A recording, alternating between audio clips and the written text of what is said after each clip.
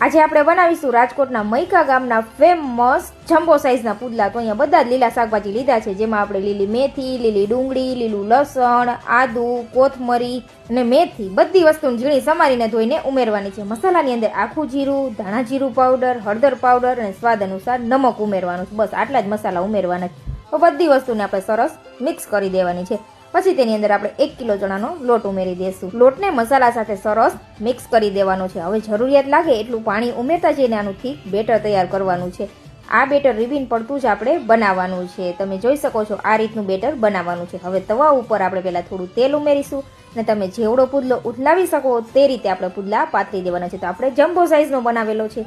આ રીતે કિનારીઓ સરસ ડ્રાય થઈ જાય, પુડલો ડ્રાય થઈ જાય પછી જ આપણે પલટાવવાનો છે અને સાઈડની કિનારી ઉપર આપણે થોડું થોડું તેલ પણ ઉમેરતા જવાનું છે। કિનારી છોડાવીને આ રીતે હળવા હાથે આપણે પુડલાને પલટાવી દેવાનો છે અને બીજી સાઈડ પણ સરસ ક્રિસ્પી થાય ત્યાં સુધી આપણે તેને થવા દેવાનો છે। ત્યાં પણ આપણે થોડું થોડું તેલ ઉમેરતા જવાનું છે। સરસ ક્રિસ્પી થાય ત્યાં સુધી શેકી લેવાનો છે। આટલા માપથી તમે 15 વ્યક્તિઓને સર્વ કરી શકો એટલા પુડલા બનીને તૈયાર થાય છે। તો આ ગરમા ગરમ પુડલાને આપણે સલાડ, દહીં અને કાઠિયાવાડી લસણની ચટણી સાથે સર્વ કરેલા છે। આ વિડીયો પૂરો ડિટેલમાં જોવા માટે યુટ્યુબમાં હીરોઝ કિચનમાં આપેલો છે ફ્રેન્ડ્સ। તો તે વિડીયો પણ તમે જરૂરથી જોજો અને આ રેસીપી ફ્રેન્ડ્સ પસંદ આવી હોય તો સબસ્ક્રાઇબ કરજો અને ફોલો કરવાનું તો ભૂલતા જ નહીં। મળીશું નવા વિડીયો